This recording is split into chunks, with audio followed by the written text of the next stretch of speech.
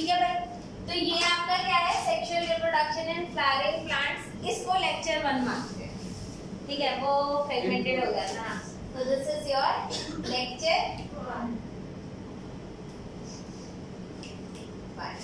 ठीक है। अब कुछ बातें हम क्लियर करेंगे, वो मैं यहाँ पर एज अ क्या लिख रही हूँ, टर्म्स लिख रही हूँ जो मुझे क्लियर करना है, ठीक है। सबसे पहली बात हम जो क्लियर करेंगे कि ये फ्लावरिंग प्लांट है कौन। सबसे पहली बात क्या क्लियर करनी है, फ्लावरिंग प्लांट कौन है, ऑलराइट। और उस दिन मैंने और क्या क्या बातें बताई थी,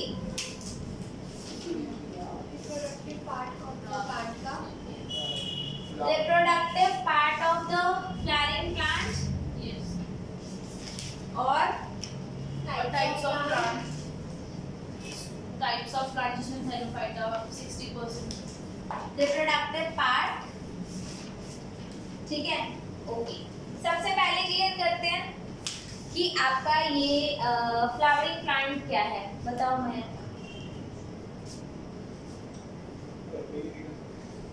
बाकी सब पिछली क्लास में आए थे, तो बताओ। नहीं पता, दीपांशी के नाम पे मयंक बोल रहा है, क्या करें। हाँ जी बोलो।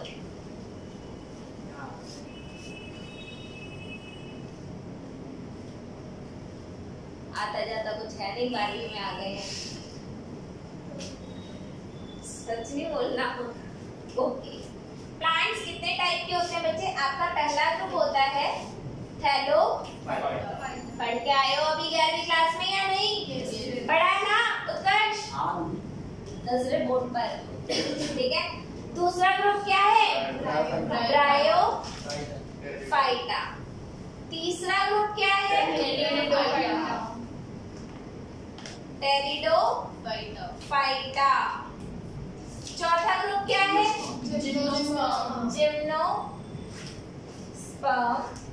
पांचवा ग्रुप क्या है, एंजियोस्पर्म, जिसके बारे में भी आप पढ़ रहे हो बच्चे।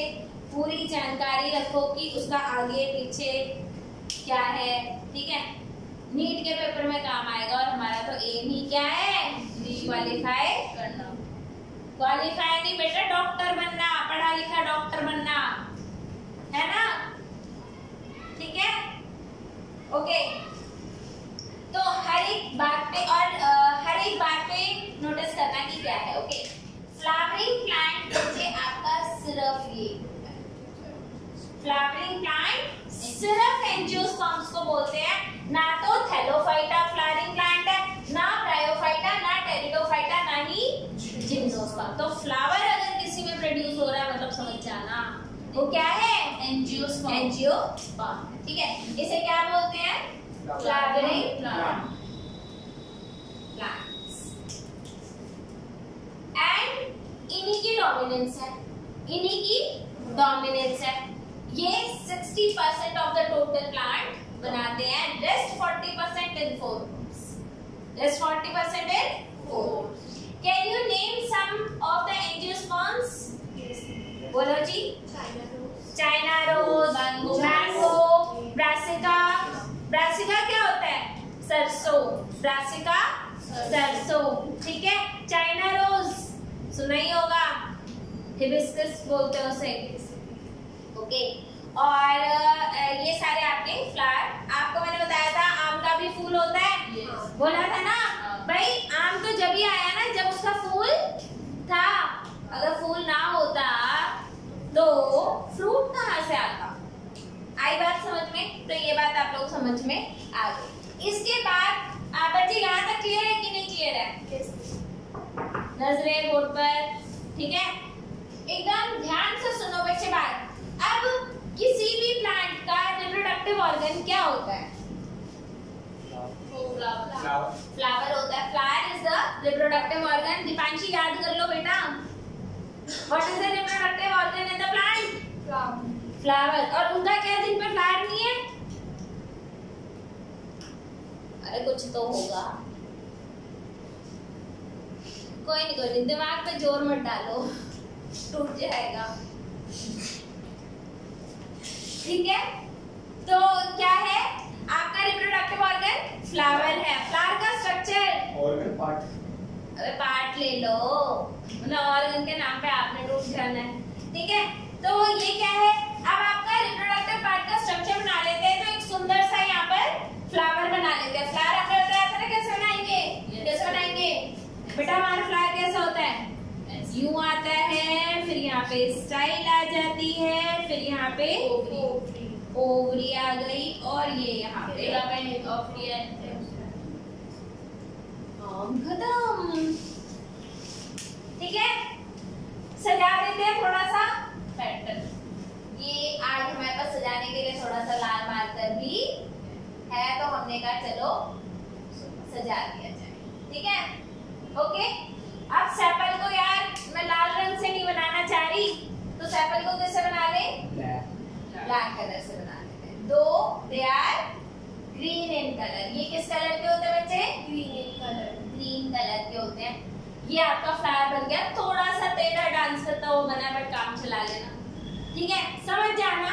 ओके, अब आपको इनके पार्ट्स के बारे में मैंने आपको बताया, जो पढ़ना है आगे पीछे सब पढ़ना है, हर एक ऑर्गन के बारे में पढ़ना है, क्योंकि नहीं पढ़ेंगे तो आपकी डीप अंडरस्टैंडिंग डेवलप नहीं होगी। आई बात समझे? इसको क्या बोलते हैं जी? स्टिग्मा। स्टिग्मा। थोड़ा एरो छोटा करते हैं। Yes, stigma. इसको क्या बोलते हैं? स्टाइल। इसको क्या बोलते हैं? ओवरी। ठीक है, और ये तीनों मिलके क्या बनाते हैं? फीमेल रिप्रोडक्टिव ऑर्गन या पार्ट। ठीक है, ये क्या है? एंथर। इसको आप वो भी बोल सकते हो, पिस्टल। इसे क्या बोल सकते हो? पिस्टल। पिस्टल। ठीक है, फीमेल रिप्रोडक्टिव ऑर्गन। ये क्या है? एंथर। ये क्या है? फिलामेंट। फिलामेंट। और ये दोनों स्टेम है। ये दोनों मिला के क्या बना लेते हैं? स्टेमेन। Male reproductive part. ये क्या है? पेटल। पेटल क्या है? It is a colorful part in the flower to attract the pollinators. Pollinators आते हैं, attract होते हैं, तभी तो pollination होता है। Wait, जब तक आप किसी को कुछ रिवॉर्ड नहीं दोगे या कुछ करोगे तब तक होगा नहीं। ठीक है, ये क्या है? सेपल। सेपल। सेपल बोले तो भाई बर्ड होती है ना, उत्कर्ष हो गया उत्कर्ष। ओके, ठीक है, इसे क्या बोलते हैं? हैंडल, यानी कि पेडिसल। पेडिसल, ठीक है, पढ़ा तो था 11वीं में। यस। यार ये सब कुछ नया नहीं है, सोच लो कोई 12वीं पढ़ रहे हैं। स्टॉप। आती है ना हमें 12वीं क्लास और 11वीं भी, ठीक है, कोई नहीं, इट्स ओके। हैंडल, पेडिसल हो गया। Is this clear? यहाँ तक क्लियर है या नहीं क्लियर है? यस। आ रही बात समझ में? आ रही है? यस। ये हाँ बोल के नहीं रहती होगी बाड़ी को। आज ये समझ में बात पक्का? कुछ भी मतलब लगा दो इसका, चाहे हाँ चाहे नहीं। आ रही है। चलो ओके, आ रही है बात समझ में। ओके, यहाँ तक आप लोगों को क्लियर हो गया। अब एक बात याद रखना बच्चे, पूरी 12th क्लास में जिस टर्म के साथ खेलने वाले हो वो टर्म कौन सी है? फर्स्ट टर्म और सेकंड टर्म, या एक ही टर्म होगा? नहीं बच्चे, एक है आपका डिप्लॉइड और एक है आपका हैप्लॉइड, राइट? ये बात समझ में आई? तो आप लोगों ने अभी डिटेल में 11th क्लास में पढ़ा ही था हैप्लॉइड क्या होता है और डिप्लॉइड क्या होता है। दीपांशी जरा बता दो तो हमें तसल्ली हो जाएगी। बता दो यार। डबल लेयर मतलब डिप्लॉइड, यानी कि अगर आपको 2 कपड़े पहना दिए तो आप डिप्लॉइड। अबे डबल, अबे डिप्लोब्लास्टिक समझा रही हो तो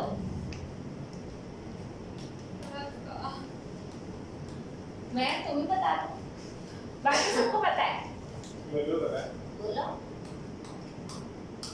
तो नंबर बता दो। मैं तो कुछ बोल हाँ बोलो। रूम नंबर नहीं, सॉरी N2 इसको n कहते हैं और इसको 2n कहते हैं, नहीं उल्टा, और इसको रॉन्ग कहते हैं। उल्टा है क्या? विनर है को इसको ये ऐसा होता है और ये ऐसा होता है। ऐसा होता है। आई बात समझ में? ठीक है, याद रखो। और मैं बता रही हूँ पूरी 12th क्लास में ये चीज आपको समझ में आनी चाहिए। आपके एंजियोस्पर्म्स कंप्लीटली डिप्लॉयड होते हैं। इसके ऑर्गेनिज्म कैसे होते हैं? डिप्लॉयड। पता है ना सारे आपके प्लांट्स कैसे हैं? डिप्लॉयड। और गैमीट्स कैसे होते हैं? सेक्सुअल रिप्रोडक्शन हो रहा है तो गैमीट फॉर्मेशन तो होगा। गैमीट्स कैसे होते हैं? Universally haploid. गैमीट्स कभी भी डिप्लॉयड नहीं होते और जायगोट कभी हैप्लॉयड नहीं होता। ये बात याद रखना। याद है? क्लियर है बात? ठीक है, इसको नोट डाउन करना है। कर लिया तो आगे बढ़ जाएं। आगे बढ़ते हैं। ठीक है, तो यहाँ पर बात ध्यान रखें। पहली बात, डिप्लॉयड और हैप्लॉयड का कंफ्यूजन मत रखना। ठीक है, ये बात बिठा लो अपने दिमाग में, जैसे भी बिठानी है वैसे बिठा लो। ठीक है, gametes are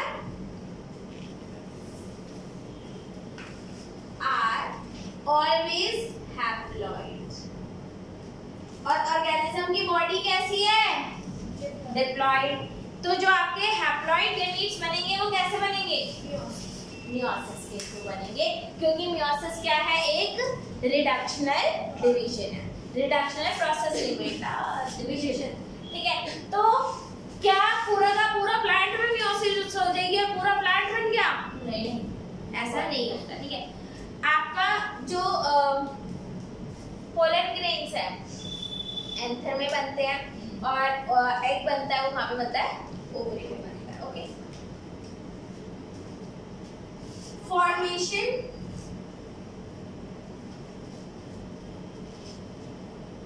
of male gamete, formation of male gamete, इसको हम क्या बोलते हैं बच्चे? क्या बोलते हैं? Microsporogenesis. Microsporogenesis.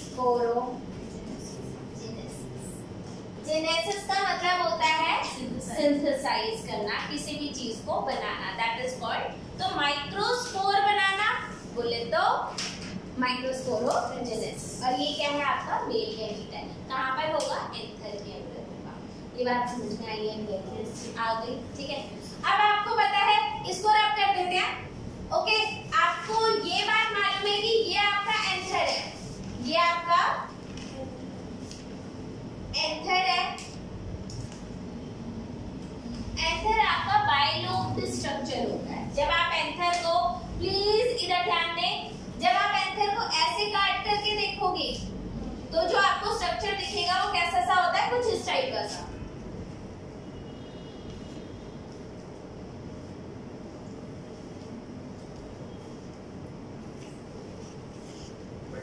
Something like this. ठीक है, it is a bilobed structure, one lobe, two lobe with two theca in each diathecus. Bilobed diathecus. ठीक है, ये आपके diathecus, थीका, ये दो कैविटीज इसके अंदर है, हर लोब के अंदर। ठीक है, इसको बोलते हैं डायथीकस। ठीक है, आई बात समझ में? आपका एंथर क्या है? बाइलोब्ड स्ट्रक्चर है। बाइलोब्ड स्ट्रक्चर अगर नहीं समझ में आ रहा हो तो गेहूं की हेल्प से समझ सकते हो। गेहूं जो होता है आपका, वो उसमें भी ग्रूव होता है और अगर काटोगे तो बेसिकली दो लोब्स होते हैं, राइट? ये भी क्या है? बाइलोब्ड स्ट्रक्चर है। Okay, length of the filament, length of the filament can very, length of the filament can very. इसकी लेंथ वेरी कर सकती है, साइज वेरी कर सकता है। कईयों में एंथर बहुत प्रोमिनेंट होते हैं, but shape, size, length, colour ये सब वेरी कर सकता है। लेकिन मैंने आपको बताया था सेक्सुअल रिप्रोडक्शन जो होता है बच्चे, वो हाईली कंजर्व्ड फिनोमेना है, हाईली कंजर्व्ड फिनोमेना है। चाहे आप बैक्टीरिया की बात कर लो, चाहे आप फंजाई की बात कर लो, चाहे आप ह्यूमंस की बात कर लो, मोर और less they are similar. More or less they are similar, not same but similar. Is this clear or not? आधी बात समझ, अभी तो आधी समझ में। ये आपका क्या है? TS, transverse section of anther. ये क्या आपका? Transverse section of anther.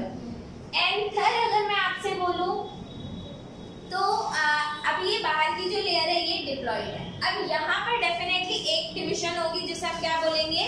Meiosis. लेकिन वो मियोसिस आपको एग्जैक्टली पता होना चाहिए कहाँ होगी, कौन से सेल में होगी, कब होगी, अब वो जानना है, राइट। आपका जो एंथर होता है ये इसका क्या है? Transverse section. Transverse section, transverse section को हम क्या बोलते हैं बच्चे? टीएस। TS, okay. और अगर हम वर्टिकल सेक्शन लें तो ये क्या हो जाएगा? वर्टिकल सेक्शन यानी वीएस। और ये क्या है? TS, transverse section and vertical section. Transverse section of anther. लाना कभी कुछ एंथर पकड़ के। We will see pollen grains in the microscope. क्या हो गया? किसकी याद आ रही है? नंबर याद आ गए क्या? ओके। फ्लावर के बारे में? ओके। सोचो मत, पढ़ो। ओके? ये बात समझ में आई या नहीं आई?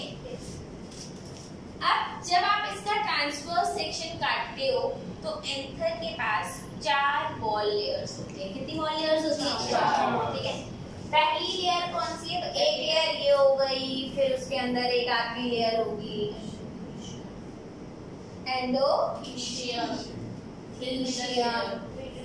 फिर आपकी आ गई मिडिल लेयर्स, और मिडिल लेयर्स के बाद क्या आता है आपका? मिडिल लेयर्स के बाद आ गया आपका, रट जाओ, पढ़े हो, शो ऑफ मत करो,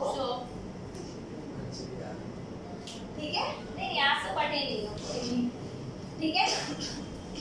बीच में कुछ ऐसा टिश्यू होता है जिसके पीछे से मतलब वो आपका ये फिलामेंट अटैच, ठीक है? हाँ बीच में होगा ना, कहीं तो ऐसे अटैच हो रहा होगा ना। आई बात समझ में आई या नहीं आई? आई हो थोड़ी बहुत तो समझ में आ गई, ठीक है? आपकी फर्स्ट वॉल लेयर जो है तो 4 वॉल लेयर्स ऑफ एंथर। पहला क्या है? एपिडर्मिस। आपको पता ही है प्लांट की सारी जो आउटर मोस्ट लेयर होती है वो क्या होती है? एपिडर्मिस। तो ये तो कोई नथिंग नहीं, ठीक है? दूसरा क्या है? एंडोथीशियम। तीसरा क्या है? Middle layers.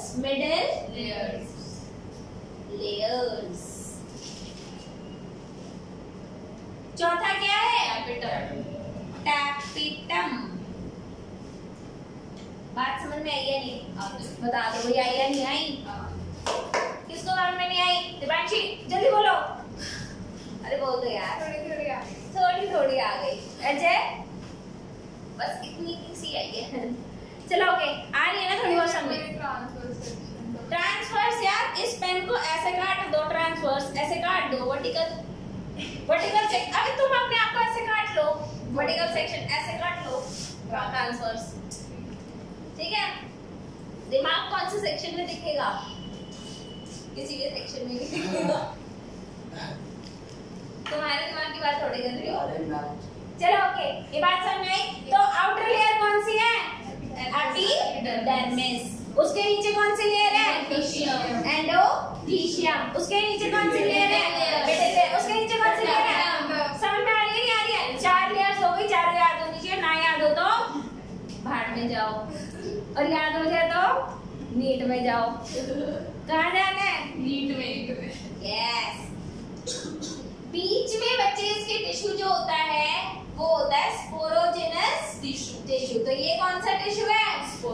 Sporogenous tissue. आई बात समझ में? स्पोरोजेनस टिश्यू बच्चे बड़ा ही स्पेशल है, बड़ा ही इंपॉर्टेंट है। क्यों इंपॉर्टेंट है, क्यों स्पेशल है, अभी बताएंगे भाई साहब जी। आप लोग समझदार हैं? समझदार बच्चे रेज योर हैंड्स।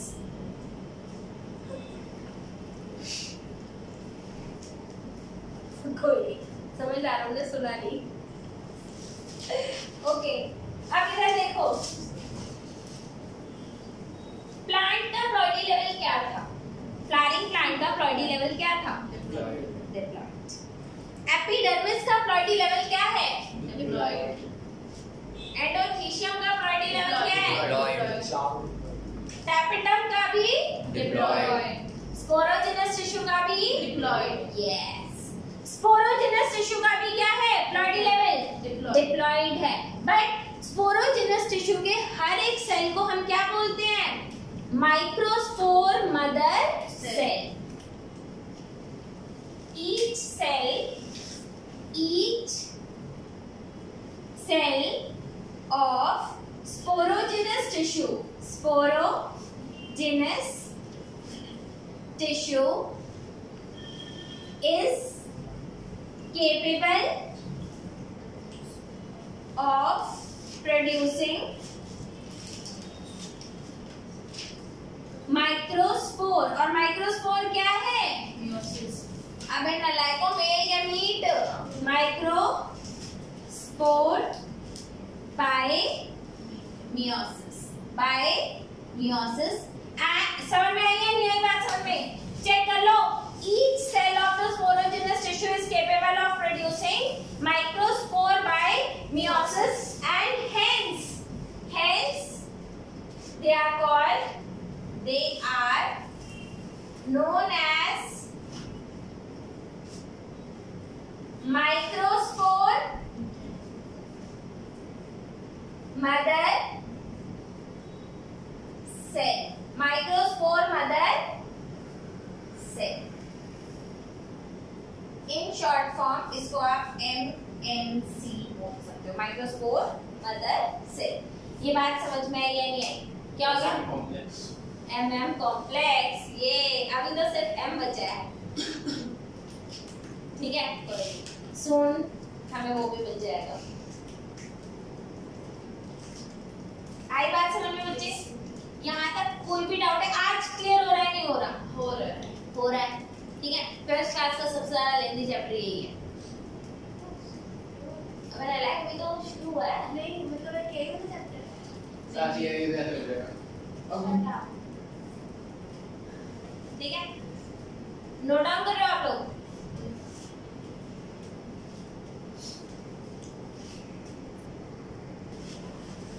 अब आप लोग बच्चे सिर्फ एक बात ध्यान रखो कि आपके पास पहले एपिडर्मिस था,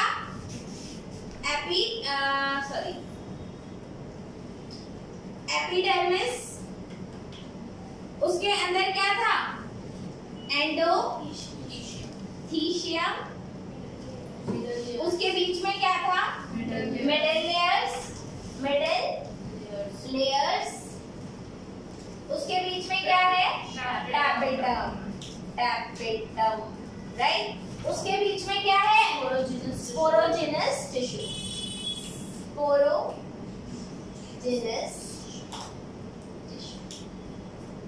अब आप लोग मुझे बताइए, मैंने बताया कि इस स्पोरोजेनस टिश्यू को हम क्या बोलते हैं? Microspore mother cell. इसको हम क्या बोलते हैं? Microspore mother cell. और क्यों बोलते हैं माइक्रोस्पोर मदर सेल? बिकॉज ये इसका हर एक सेल जो है वो आपका क्या बना सकता है? तो अगर मैं बोलूं ड्यूरिंग माइक्रोस्पोरोजेनेसिस या male gamete formation which tissue undergo meiosis? तो cells of sporogenous tissue। अब मान लो ये है आपका a cell of sporogenous tissue। तो sporogenous tissue का क्या है? एक सेल है। आप मुझे बताओ इसका प्लॉइडी लेवल क्या होगा? इसका प्लॉइडी लेवल क्या होगा? क्या? डिप्लॉइड? डिप्लॉइड। हाँ, तो इसका प्लॉइडी लेवल क्या है? 2n। अब ये किस में गया? मियोसिस 1। अब ये किस में गया? मियोसिस 1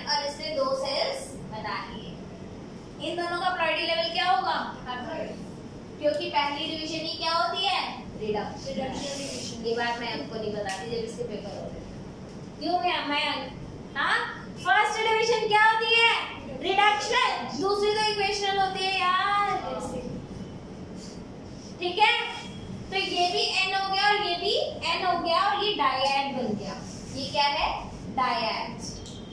अब इसमें क्या होगा? ये मियोसिस 1 हुआ था, अब क्या होगा? मियोसिस 2 होगा और अब कैसे आ जाएंगे? Microspore tetrad. क्या क्या? Microspore tetrad. और ये सारे क्या आ गए? माइक्रोस्पोर। ये सारे 1 2 3 4 1 2 3 4 और ये माइक्रोस्पोर क्या बन जाएंगे बच्चे? Pollen grain. मैंने ये बोला है कि ये माइक्रोस्पोर आपके पोलन ग्रेन बन जाएंगे, मतलब अभी ये पोलन ग्रेन नहीं है। यहाँ तक समझ में आया? अब कई बार ये लोग बोलते हैं कि अगर 100 स्पोरोजिनस टिश्यू के सेल्स हैं तो कितने माइक्रोस्पोर आइडियली बनने चाहिए? 400। कितने बनने चाहिए? 400, क्योंकि जितने भी सेल्स प्रोड्यूस होते हैं they all have the ability to become a pollen grain. यहाँ तक समझ में आई या नहीं आई? आ गई पक्का? किसको नहीं आई? आ रही है? ठीक है। अब ये पोलन ग्रेन बन गए। पोलन ग्रेन जो है, अच्छा अभी तो पोलन ग्रेन बनेंगे ना, तो बनेंगे, अभी तो पोलन ग्रेन बनेंगे, ठीक है? अब पोलन ग्रेन ये कैसे बनेगा? आपका ये है माइक्रोस्पोर। ये क्या है? माइक्रोस्पोर, जिसके अंदर क्या है? Single nucleus. और ये क्या है आपका? माइक्रोस्पोर। इसका प्रायोरिटी लेवल क्या है? n। माइक्रोस्पोर का प्रायोरिटी लेवल क्या होगा? n, ठीक है? इसका न्यूक्लियस नीचे चला जाता है और ऊपर वैक्यूल्स आ जाते हैं। ऊपर वैक्यूल्स आ जाते हैं और नीचे ये न्यूक्लियस चला जाता है। That means now your microspore has become polar. Polar हो गया, ये नॉन पोलर था क्योंकि बीच में था। अब क्या हो गया? 2 पोल्स बन के, एक साइड न्यूक्लियस है, एक साइड नहीं है। इसके अंदर होगी एक माइटोसिस। क्या होगा? माइटोसिस। माइटोसिस से 2 सेल बनकर आएंगे, एक सेल छोटा एक सेल बड़ा। एक सेल छोटा और एक सेल बड़ा। दोनों का प्रायोरिटी लेवल क्या होगा? हैप्लॉइड। दोनों क्या है? हैप्लॉइड। दोनों ही हैप्लॉइड है, ये भी हैप्लॉइड है, ये भी हैप्लॉइड है। बड़े सेल को बोलते हैं हम वेजिटेटिव सेल। क्या बोलते हैं? Vegetative cell. और इस सेल को क्या बोलते हैं? Generative cell. इस सेल को क्या बोलते हैं? Generative cell. Generative cell, okay. और इसको बोलते हैं हम pollen grain at 2 cell stage. इसे क्या बोलते हैं हम? Pollen grain at 2 cell stage. ये बात समझ में आई है? नहीं आई? आ रही है? नहीं आई मुझे? आ गई, ठीक है। इसके अंदर कुछ में पोलन ग्रेन जो शेड होते हैं, देयर आर सर्टेन प्लांट्स जिनमें जब पोलन ग्रेन शेड होते हैं तो वो 2 सेल स्टेज पर हो जाते हैं।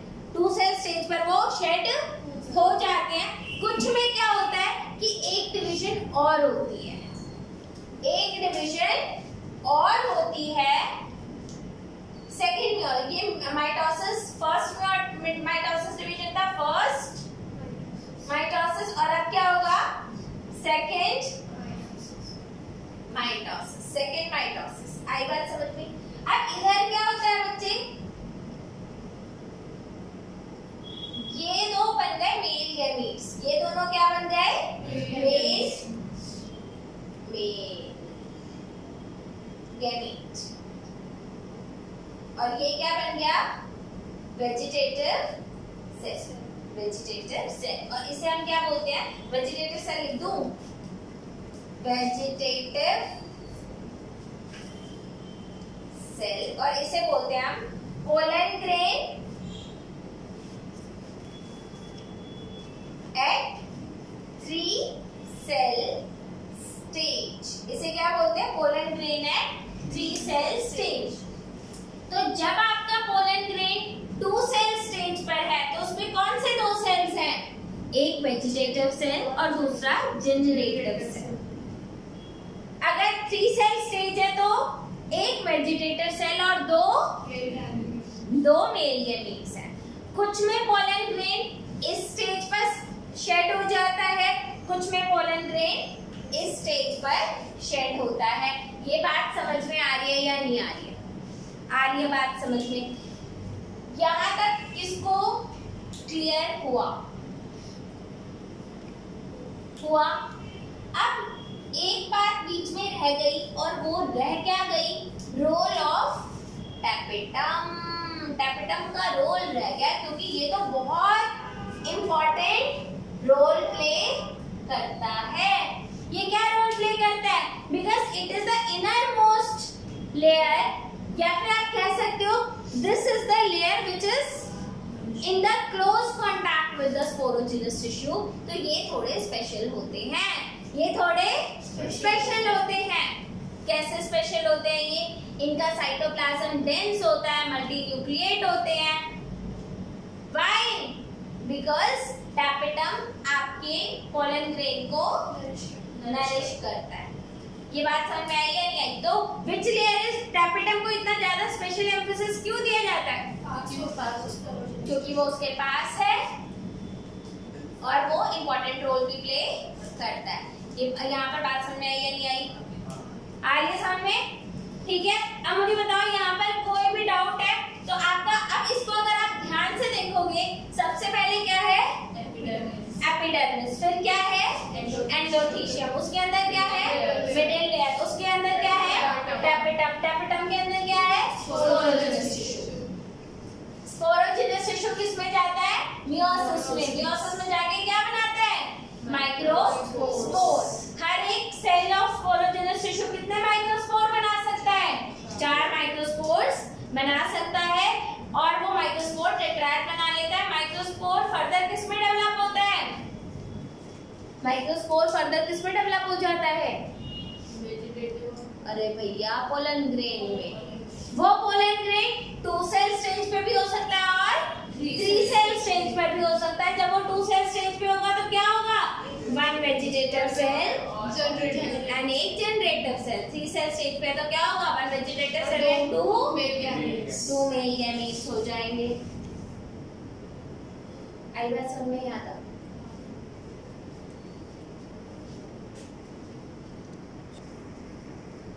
आप लोग इसको नोट कर रहे हो या फिर मैं आगे करा दूँ? नोट करना नोट कर लो, फिर जल्दी कर। चलो भाई, ओके। आप लोग को मेन पार्ट जो स्पोरोजिनेसिस में है वो तो बता दिया, which is same in all. ठीक है, अब थोड़ा सा देख लेते हैं इसके अंदर कुछ और है तो। ठीक है, तो अ टिपिकल एंजियोस्पर्मिक एंथेरिस बाइलोब हमने ऑलरेडी डिस्कस कर लिया था, having 2 theca in each lobe। Okay, इसलिए इन्हें क्या बोलते हैं? डाइथीकस बोलते हैं। ओके, लॉन्गिट्यूडनल ग्रूव जो होता है, जो ग्रूव मैंने आपको बताया था वो उसमें रन करेगा, जैसे वीट में करता है लॉन्गिट्यूडनल ग्रूव होता है। ठीक है, माइक्रोस्पोरेंजिया। बच्चे जो आपके 4 स्ट्रक्चर्स थे उन्हें क्या बोलते हैं? माइक्रोस्पोरेंजिया। और माइक्रोस्पोरेंजिया क्यों बोलते हैं उसे? इन्हें माइक्रोस्पोरेंजिया क्यों बोलते हैं? हाँ, माइक्रोस्पोर बनते हैं ना। माइक्रोस्पोर बनते हैं तो क्या बोलेंगे? माइक्रोस्पोरेंजिया। ठीक है, ये बात समझ आ गई। पोलन सैक भी नहीं बोलते हैं, क्योंकि बाद में पोलन ग्रेन्स भी इसी के अंदर डेवलप हो जाएंगे। फिर आपको बता दिया था स्ट्रक्चर ऑफ माइक्रोस्पोरेंजियम क्या क्या था in the transverse section. Okay, what will you see? Epidermis. ठीक है, endothecium, middle layers and tapetum. The outer 3 layers, जो 3 layers है वो क्या फंक्शन? प्रोटेक्टिव इन नेचर होती है, तो they perform the function of protection. और बाद में ये क्या करता है? Okay, and help in dehiscence of the anther to release pollen grains. The innermost wall layer, which is tapetum, it nourishes the pollen grain, and cells possess dense cytoplasm and have more than one nucleus. तो tapetum में क्या होता है? Dense cytoplasm होता है and they have more than one nucleus. Why? To nourish the developing pollen grain. ये चीज हम लोगों ने डिस्कस कर लिया था. फिर माइक्रोस्पोरोजेनेसिस मैंने आपको बताया था. माइक्रोस्पोर टेट्राड बन जाता है मियोसिस के बाद, राइट? वही बात समझ में आई? ओके. और लास्ट में, अच्छा इसको पोलन मदर सेल बोलना था माइक्रोस्पोर मदर सेल की जगह, तो पीएमसी लिख लेना है इधर. एमएमसी जो मैंने लिखा था, that will be PMC, pollen mother cell कर दो. Is this clear? Pollen mother cell, आपका पोलन ग्रेन. बच्चे यहाँ पर इस फिगर में इन लोगों ने बता रखा है. तो हियर इन दिस फिगर आप देख रहे हो, पहले क्या है, पोलन ग्रेन जो है मतलब आपका माइक्रोस्पोर जो है वो सिमेट्रिकल है. बाद में कैसा हो गया? एसिमेट्रिकल. और एसिमेट्रिकल के बाद क्या हुआ? इसमें डिवीजन हुई, और डिवीजन के बाद क्या बना लेता है ये? एक जनरेटिव सेल और दूसरा वेजिटेटिव सेल. ये बात समझ में आई या नहीं आई? आ गई 100%. अब इसके बाद क्या होता है बच्चे? इसके बाद हो गया वेजिटेटिव सेल बड़ा होता है और जनरेटिव सेल आपका छोटा होता है. वेजिटेटिव सेल उसको जस्ट नरिश कर रहा होता है. एंड वेजिटेटिव सेल का प्लॉइडी लेवल क्या होगा? और जनरेटिव सेल का भी हैप्लॉइड होगा. दोनों सेल्स का प्लॉइडी लेवल हैप्लॉइड ही होगा, क्योंकि ये सारे मेयोसिस के बाद हो रहे हैं. बच्चे जनरली ऐसा होता है कि इसके अंदर आपका क्या है, माइटोसिस मतलब हैप्लॉइड सेल में भी डिवीजन हो रहा है. प्लांट्स में क्या होता है, हैप्लॉइड सेल भी माइटोसिस से अपना नंबर बढ़ाते हैं या फिर डिवाइड करते हैं. एनिमल्स में ऐसा नहीं होता. Haploid cell can not increase their number. Haploid cell में माइटोसिस नहीं होता, प्लांट्स के अंदर ऐसा हो जाता है. आई बात समझ में? फिर बच्चे पोलन ग्रेन जो होता है, अब पोलन ग्रेन आप लोग समझ पा रहे होंगे, ये आपका मेल गैमीट है. पोलन ग्रेन क्या है? मेल गैमीट है. तो इसको प्रोटेक्ट करके रखना पड़ेगा या नहीं? ऐसे खुले में छोड़ दें? नहीं, इसको प्रोटेक्ट करना पड़ेगा. तो जो आपका पोलन ग्रेन होता है बच्चे, इसके अंदर 2 वॉल लेयर्स होती हैं. क्या होती है? 2 वॉल लेयर्स होती हैं. ठीक है. और जो आपकी आउटर मोस्ट वॉल लेयर होती है उसमें बड़े ही सुंदर सुंदर स्ट्रक्चर होते हैं. आप पोलन ग्रेन देखोगे यार, रियली वेरी नाइस. जो आपकी आउटर मोस्ट लेयर होती है उसको बोलते हैं एक्साइन, और इनर वाली लेयर को क्या बोलते हैं? इंटाइन. तो एक हो गया आपका एक्साइन और एक हो गया आपका इंटाइन. ठीक है. एक्साइन किससे बना होता है बच्चे? स्पोरोपोलेनिन. आपका एक्साइन किससे बना हुआ होता है? स्पोरोपोलेनिन. Sporopollenin, right? तो आपका ये स्पोरोपोलेनिन से बना होता है. स्पोरोपोलेनिन क्या है? It is the hardest substance. ठीक है. स्पोरोपोलेनिन देख लो बच्चे. Sporopollenin which is the most resistant organic material known. It can withstand with temperature, strong acid, alkali. No enzyme can degrade sporopollenin, and that's how your male gamete is protected. ये क्या रखा जाता है? Highly protected रखा जाता है. ये बात समझ में आई या नहीं आई? आ गई. ठीक है. pollen grain has a prominent aperture called germ pore. बच्चे इनमें एक होता है आपका aperture जिसे बोलते हैं germ pore. germ pore क्या करता है बच्चे? इसी के थ्रू आपकी pollen tube बाहर आती है. इसी के थ्रू pollen tube बाहर आती है. इसे क्या बोलते हैं हम? germ pore. अंदर की लेयर क्या होती है बच्चे? intine. Okay. pollen grains are well. Okay. intine हो गया आपका. It is continuous layer made up of cellulose and pectin. Intine किससे बना हुआ है? Cellulose and pectin. यार यहाँ तक की बात समझ में आई या नहीं आई? ओके. फिर आपको 2 सेल स्टेज, 3 सेल स्टेज मैंने आपको ऑलरेडी बता दिया. कुछ पोलन ग्रेन्स जो होते हैं वो एलर्जी कॉज करते हैं. ठीक है. जैसे पार्थीनियम अगर आपने देखा होगा, जब आप पार्क जाते हो तो कुछ एक प्लांट होते हैं जिनमें छोटे छोटे व्हाइट कलर के फ्लावर्स होते हैं. पार्थीनियम होता है, वो अस्थमा कॉज करते हैं उसके पोलन ग्रेन्स. ठीक है. तो they cause asthma. Okay. And मतलब कई लोगों को आपने देखा होगा पार्क में जाकर के स्विमिंग वगैरह होने लग जाती है, पॉलन ग्रेन एलर्जिक भी होते हैं। यहाँ तक आप बताओ, आप लोगों को ये बात समझ में आई या नहीं आई? पक्का? तो आपको मैंने टैपेटम का रोल समझा दिया। टैपेटम में क्या होता है? Dense cytoplasm and more than one nucleus. Why are they special? Because they are direct contact with the sporogenous tissue that has to be converted into microspore. Microspore then will be converted into pollen grain. This is clear? कल please ये पूरा का पूरा lecture revise करना, ठीक है? चलो bye bye, Tata.